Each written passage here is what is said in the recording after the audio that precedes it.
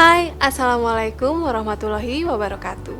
Bertemu lagi dengan saya, Ira Wirasari, dalam video pembelajaran mata kuliah Advertising Media Lanjut. Dalam video kali ini, saya akan memberikan materi mengenai pengantar strategi kreatif. Dalam pertemuan ini, kita akan membahas pengertian dari strategi kreatif dalam periklanan. Hal ini penting karena strategi kreatif merupakan awal dari pembahasan secara keseluruhan dari mata kuliah Advertising Media Lanjut. Mata kuliah ini juga merupakan lanjutan dari mata kuliah Advertising Media Dasar yang sudah kalian dapatkan pada semester sebelumnya. Mari kita mulai pertemuan ini. Jika Anda ingin memahami cara periklanan bekerja sebagai bagian dari proses marketing secara menyeluruh, Anda perlu memahami apa itu DAGMAR. DAGMAR merupakan singkatan dari Defining Advertising Goals for Measure Advertising Result, yaitu menentukan tujuan periklanan untuk hasil periklanan yang terukur, sehingga dapat dipahami bahwa untuk membuat sebuah iklan yang efektif, maka diperlukan pengukuran yang terukur. Premis dasar dari pernyataan tersebut adalah efektivitas periklanan harus dapat diukur dalam setiap tahapannya. Yang harus diperhatikan dalam efektivitas periklanan adalah yang pertama, pemenuhan kebutuhan dan keinginan konsumen. Sebuah organisasi harus menemukan apa yang akan memuaskan para konsumen dan menggunakan informasi ini untuk menciptakan produk yang tepat. Organisasi harus terus-menerus mengubah, mengadaptasi, dan mengembangkan produk agar bisa mengikuti perubahan selera para pelanggan. Yang kedua, upaya pemasaran terkoordinasi di seluruh organisasi. Pemasaran hanya salah satu fungsi yang terlibat dalam pemenuhan kebutuhan konsumen. Penelitian dan pengembangan, manufaktur, keuangan, dan fungsi-fungsi lain juga penting, sehingga mengkoordinasikan fungsi-fungsi ini dengan upaya-upaya pemasaran sangat meningkatkan peluang-peluang sukses sebuah organisasi. Yang ketiga, pencapaian tujuan-tujuan jangka panjang. Sebuah perusahaan yang mengadopsi konsep pemasaran tidak hanya harus memuaskan tujuan-tujuan konsumen, namun juga mencapai tujuan-tujuannya sendiri. Jika tidak, ia tidak akan bertahan lama di dalam bisnis. Terima kasih telah menyimak video pembelajaran mengenai pengantar strategi kreatif. Sampai jumpa pada video sub-pokok bahasan selanjutnya, yaitu mengenai komponen penting dalam DAGMAR, yaitu Defining Advertising Goal for Measure Advertising Result. Sampai jumpa. Wassalamualaikum warahmatullahi wabarakatuh. Hai, Assalamualaikum warahmatullahi wabarakatuh. Bertemu lagi dengan saya, Ira Wirasari, dalam video pembelajaran mata kuliah Advertising Media Lanjut. Dalam video kali ini, saya akan memberikan materi mengenai komponen penting DAGMAR. Dalam pertemuan ini, kita akan membahas komponen penting dalam DAGMAR. Yang pertama yaitu awareness. Bagaimana cara menarik perhatian pemirsa dan pendengar? Tidak cukup tertarik, akan tetapi mereka mengingat merek atau nama produk Anda. Semakin tinggi level brand awareness suatu merek atau produk, itu berarti merek atau produk semakin dekat dengan konsumen dan sudah tertanam dalam benak konsumen, tentu jika dibandingkan dengan merek atau produk lainnya. Selanjutnya, brand awareness atau kesadaran merek bukan saja menjadi suatu daya ingat, tetapi juga merupakan suatu proses pembelajaran bagi konsumen terhadap suatu merek atau produk. Comprehension atau pemahaman. Apa merek itu untuk mereka? Apakah pemirsa mengerti manfaat produk yang ditawarkan? Dapatkah mereka membedakan produk Anda dengan kompetitor? Bagaimana posisi brand Anda saat ini? Itulah yang disebut dengan pemahaman. Pemahaman merupakan suatu usaha konsumen untuk mengartikan atau menginterpretasikan stimulus dengan melakukan perceptual organization atau stimulus organization. Terdapat beberapa faktor yang mempengaruhi proses pemahaman, yaitu yang pertama, pengetahuan dalam ingatan, yang kedua, keterlibatan, dan yang ketiga, lingkungan exposure. Selanjutnya adalah conviction, yaitu keyakinan. Apa keyakinan itu? Keyakinan adalah jembatan antara mengetahui dan melakukan. Ketika prospek pasar sadar akan produk dan menangkap benefit dan perbedaannya, apa yang Anda ingin mereka lakukan? Produsen ingin konsumen melakukan perbandingan dengan produk sejenis, mencari ke toko-toko, atau mencari informasi.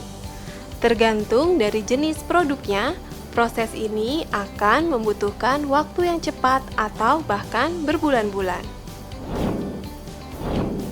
Action, akhirnya ini bisa berarti penjualan. Meskipun hal ini tidak cukup hanya berdasarkan periklanan saja, tetapi itu juga bisa memperlibatkan beberapa langkah. Seperti contohnya, test drive untuk mobil atau bertemu dengan sales presentatif sebuah produk atau brand.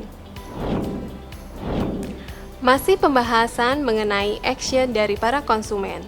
Action tergantung dari jenis produknya. Konsumen akan mencoba merek permen baru, biasanya tidak membutuhkan pertimbangan yang dalam. Beda dengan jika konsumen ingin membeli produk berharga yang harganya jutaan rupiah. Terima kasih telah menyimak video pembelajaran mengenai komponen penting dalam Dagmar. Sampai jumpa pada video sub pokok bahasan selanjutnya, yaitu mengenai periklanan yang efektif. Sampai jumpa. Wassalamualaikum warahmatullahi wabarakatuh. Hai, Assalamualaikum warahmatullahi wabarakatuh. Bertemu lagi dengan saya, Ira Wirasari, dalam video pembelajaran mata kuliah Advertising Media Lanjut. Dalam video kali ini, saya akan memberikan materi mengenai periklanan yang efektif. Masih terkait dengan pembahasan Dagmar pada pokok bahasan sebelumnya. Satu kunci yang paling penting dari pemahaman Dagmar adalah bahwa iklan dapat sangat efektif, tapi itu hanya dapat mendatangkan pelanggan yang potensial kepada penjual. Sehingga apa yang harus dilakukan? Jika produk tidak sesuai dengan kebutuhan dan keinginan pembeli, atau pramuniaga misalnya mengacaukan penjualan di tempat penjualan, Anda tidak akan dapat menyalahkan proses periklanan di dalam kasus tersebut. Selanjutnya, proses keputusan konsumen. Pemasar perlu mengetahui kebutuhan spesifik dari konsumen yang akan dipuaskannya, dan bagaimana kemudian menerjemahkannya kebutuhan tersebut ke dalam kriteria pembelian. Pemasar juga perlu memahami bagaimana konsumen mengumpulkan sebuah informasi untuk memilih sebuah produk atau merek. Mereka perlu memahami bagaimana seorang konsumen membuat keputusan pembelian, di mana mereka lebih suka membeli produk, serta bagaimana konsumen tersebut dipengaruhi oleh stimulus pemasaran di lokasi penjualan. Selanjutnya adalah keputusan pembelian dari konsumen. Keputusan pembelian sebuah produk seringkali terjadi di lokasi penjualan produk tersebut. Keputusan itu bahkan hampir bersamaan dengan tindakan pembelian yang sebenarnya. Sehingga harus dipastikan agar konsumen memiliki kesadaran tinggi terhadap merek yang dipasarkan, sehingga konsumen cepat mengenal dan mempertimbangkan merek yang bersangkutan untuk dibeli. Keputusan pembelian di lokasi penjualan sangat dipengaruhi oleh 1. Kemasan, 2. Pajangan, 3. Hadiah langsung, 4. Bahkan potongan harga yang langsung diketahui oleh konsumen tersebut di lokasi penjualan yang tentu saja akan mendorong pembelian konsumen yang sebenarnya. Dari iklan offline dan online, keduanya memiliki efektivitas iklan. Efektivitas iklan ini digunakan untuk mengukur seberapa besar tujuan dipasangnya sebuah iklan. Apakah telah tercapai tujuan yang ditetapkan dari pengiklan? Nah, efektivitas iklan ini dapat diukur menggunakan metode EPIC. I untuk empathy, P untuk persuasi, I untuk impact atau dampak, dan C untuk communication atau komunikasi. Tujuan dari iklan sendiri yaitu adalah untuk membujuk dan mengajak orang. Nah, agar seseorang dapat terpujuk oleh iklan, maka iklan tersebut harus menggambarkan suatu kreativitas. Iklan yang kreatif dan efektif akan menghasilkan dampak abadi secara relatif pada diri konsumen. Terima kasih telah menyimak video pembelajaran mengenai materi periklanan yang efektif. Sampai jumpa pada video subpokok bahasan selanjutnya, yaitu mengenai strategi dan taktik dalam periklanan. Sampai jumpa. Wassalamualaikum warahmatullahi wabarakatuh. Hai, Assalamualaikum warahmatullahi wabarakatuh. Bertemu lagi dengan saya, Ira Wirasari, dalam video pembelajaran mata kuliah Advertising Media Lanjut. Dalam video kali ini, saya akan memberikan materi mengenai strategi dan taktik periklanan. Strategi versus taktik. Apa perbedaannya? Perbedaan antara strategi dan taktik adalah menciptakan sandungan atau hambatan antara klien dan agensinya.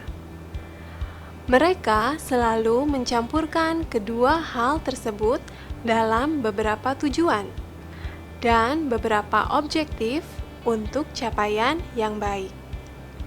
Sehingga tim kreatif dalam sebuah agensi periklanan membutuhkan strategi yang jelas, sehingga dapat menentukan taktik yang tepat. Strategi seringkali berhubungan dengan solusi jangka panjang. Contohnya seperti membangun pangsa pasar sebuah produk atau brand. Strategi ini berkaitan dengan 1. Kontinuitas, 2. Pertumbuhan, dan yang ketiga, tingkat pengembalian investasi. Strategi sangat spesifik dan hampir selalu terukur. Sekarang kita akan lihat perbedaannya dengan taktik. Taktik adalah tentang mendapatkan hasil dengan cara yang cepat dan efektif. Contohnya adalah menjalankan undian untuk menjual penjualan di kuartal keempat. Taktik juga dapat diartikan sebagai alat yang kita gunakan untuk mencapai tujuan kita. Dalam strategi memulai beriklan, sebaiknya pengusaha juga dapat menganalisa kapan waktu paling tepat sesuai dengan momen yang terjadi saat itu. Apabila Anda memiliki bisnis musiman, sebaiknya sudah paham periode puncak yang paling ramai konsumen mencari produk tersebut. Kita ambil contoh bisnis fashion, mukena, hijab, dan perlengkapan ibadah lainnya. Maka, strategi paling jitu untuk mulai membuat iklan agar berfungsi efektif ialah saat akan memasuki bulan Ramadan. Tujuan dari strategi adalah usaha untuk menciptakan iklan yang efektif. Oleh karena itu, selain rumusan pertanyaan 5W plus 1H, maka pengetahuan yang cukup mengenai produk, persaingan pasar atau kompetitor, dan analisis mendalam mengenai konsumen merupakan kunci pokok yang harus diketahui oleh pemasar sebelum merumuskan sebuah strategi periklanan. Terima kasih telah menyimak video pembelajaran mengenai strategi dan taktik periklanan. Sampai jumpa pada video sub pokok bahasan selanjutnya, yaitu mengenai iklan soft sell dan hard sell. Sampai jumpa. Wassalamualaikum warahmatullahi wabarakatuh. Hai, Assalamualaikum warahmatullahi wabarakatuh. Bertemu lagi dengan saya, Ira Wirasari, dalam video pembelajaran mata kuliah Advertising Media Lanjut. Dalam video kali ini, saya akan memberikan materi mengenai iklan hard sell dan soft sell. Secara umum, ada dua jenis iklan. Yang pertama adalah hard selling, dan yang kedua adalah soft selling. Hard selling adalah cara promosi yang langsung atau to the point pada tujuan pembuatan iklan tersebut. Pembaca atau konsumen langsung dapat memahami bahwa itu adalah iklan untuk menjual produk tertentu. Tanpa basa-basi, orang bisa langsung paham seluk-beluk produk yang diiklankan. Dengan didukung dengan tampilan visual yang menarik, pembaca atau konsumen akan mudah tergerak untuk jadi konsumen. Dalam hal ini, promosi hard selling bisa dilakukan melalui media sosial yang dapat menonjolkan foto, seperti contohnya adalah Instagram. Hard selling biasanya berbentuk iklan yang mengarah langsung ke penjualan. Contohnya adalah seperti landing page, banner ads, broadcast message, sales letter, dan sebagainya. Cara menjual hard selling lebih pas untuk produk yang sudah banyak dikenal orang dan tidak butuh banyak lagi penjelasan. Sementara itu, soft selling umumnya berupa konten yang dikemas dengan cerita yang menarik. Format iklannya lebih panjang daripada hard selling, yang nantinya terdapat call to action yang mengarahkan ke penjualan. Contohnya, postingan di blog, free ebook, caption di Instagram, webinar, dan sebagainya. Dari banyaknya cara-cara promosi yang bisa kita coba, tentu kita cenderung akan bertanya, mana yang lebih efektif, hard selling atau soft selling? Ternyata dua-duanya bisa sangat menjadi efektif jika kita mengetahui cara menerapkannya. Masing-masing memiliki kelebihan dan kekurangannya. Kelebihan dari hard selling adalah bisa cepat membuat orang mengenali apa yang ditawarkan.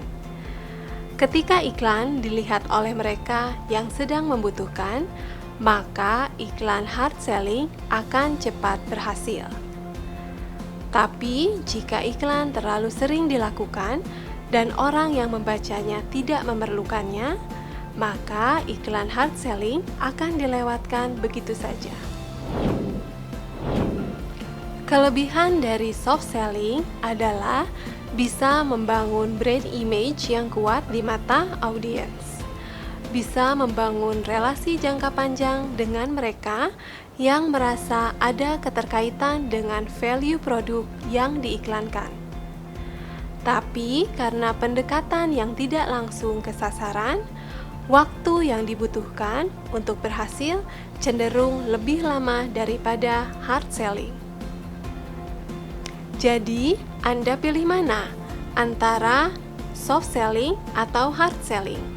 Semua itu tergantung dengan apa tujuan awal yang akan dibangun. Dan pilihan itu ada di tangan Anda. Terima kasih telah menyimak video pembelajaran mengenai iklan soft sell dan hard sell. Sampai jumpa pada video sub pokok bahasan selanjutnya, yaitu mengenai posisi produk. Sampai jumpa. Wassalamualaikum warahmatullahi wabarakatuh. Hai, Assalamualaikum warahmatullahi wabarakatuh. Bertemu lagi dengan saya, Ira Wirasari. Dalam video pembelajaran mata kuliah Advertising Media Lanjut. Dalam video kali ini, saya akan memberikan materi mengenai posisi produk. Asumsikan posisi produk Anda. Menurut All Rise dan Jack Trout, merevolusi pemasaran di akhir tahun 70-an dan di awal tahun 80-an dengan teori positioning. Buku mereka yang berjudul Positioning: The Battle for Your Mind mengintroduksi cara baru dalam memahami produk dan bagaimana kemudian menyesuaikannya dengan kondisi pasar yang dihadapi. Secara sederhana, definisi yang terbaik mengenai positioning adalah persepsi konsumen terhadap produk Anda, bukan pada dirinya sendiri, namun relatif terhadap persaingan. Saat memulai bisnis, banyak pelaku bisnis yang seringkali melupakan poin positioning bisnisnya. Padahal positioning adalah tindakan perusahaan untuk dapat merancang produk dan bauran pemasaran agar dapat tercipta kesan tertentu di ingatan konsumen. Sehingga konsumen dapat memahami dan menghargai apa yang dilakukan perusahaannya dalam kaitannya dengan para pesaingnya. Menurut All Rise dan Jack Trout, positioning bukanlah apa yang Anda lakukan terhadap produk, tetapi apa yang Anda lakukan terhadap benak konsumen, yaitu memposisikan produk dalam benak konsumen. Positioning produk yang baik adalah jika produk tersebut lebih unggul daripada produk lain yang sejenis. Sebuah bisnis dapat menentukan posisinya melalui persepsi pelanggan atas produk yang ditawarkan dan produk pesaing yang akan menghasilkan peta persepsi. Melalui informasi dari peta persepsi inilah, maka berbagai strategi penentuan positioning produk dapat dilakukan. Strategi positioning melalui harga tidak selalu identik dengan harga yang lebih murah saja, tapi juga dengan memberi harga yang pantas sesuai dengan kualitas barang yang dihasilkan. Memposisikan produk dengan harga yang lebih terjangkau daripada produk sejenis milik kompetitor, ditambah dengan kualitas yang lebih baik, tentu saja akan membuat positioning produk akan lebih kuat tertancap di hati para konsumen. Strategi ini biasanya membutuhkan pencitraan dari brand ambassador atau model yang ditunjuk untuk mewakili iklan perusahaan. Contohnya, produk minuman berenergi yang memposisikan diri bahwa produknya dikonsumsi oleh atlet dan tokoh terkenal. Produk lain yang biasanya menggunakan strategi ini adalah produk kecantikan, obat tradisional, atau makanan. Setiap tokoh atau public figure yang dipilih biasanya akan membawa citra tersendiri untuk produk yang dipasarkan. Terima kasih telah menyimak video pembelajaran mengenai posisi produk. Sampai jumpa pada video sub pokok bahasan selanjutnya, yaitu mengenai merancang posisi produk baru. Sampai jumpa. Wassalamualaikum warahmatullahi wabarakatuh. Hai, Assalamualaikum warahmatullahi wabarakatuh. Bertemu lagi dengan saya, Ira Wirasari, dalam video pembelajaran mata kuliah Advertising Media Lanjut. Dalam video kali ini, saya akan memberikan materi mengenai merancang posisi produk baru. Sebelum merancang posisi baru dari produk klien Anda harus menanyakan beberapa hal. Yang pertama, what is the current position? Yang kedua, what is the competitor's position? Yang ketiga, where do you want to be? Dan yang keempat, how are you going to get there? Itulah yang disebut dengan strategi. Terkadang akan berguna untuk menjabarkan posisi saat ini dan yang akan dicapai dengan grafik. Anda dapat menggunakan dua kategori dengan garis koordinat X dan Y. Sebelum memulai, cobalah menggambarkan di mana produk Anda sekarang. Bagaimana posisi produk Anda saat ini? Bagaimana jika dibandingkan dengan kompetitor? Apakah produk Anda memiliki perbedaan unik yang menguntungkan? Apakah kompetitor memiliki keuntungan yang unik? Apakah Anda sulit meninggalkan posisi nyaman saat ini? Mulailah dari yang kecil dan kembangkan hingga visi Anda menjadi gambaran yang besar. Terima kasih telah menyimak video pembelajaran mengenai merancang posisi produk baru. Sampai jumpa pada video pokok bahasan selanjutnya. Wassalamualaikum warahmatullahi wabarakatuh.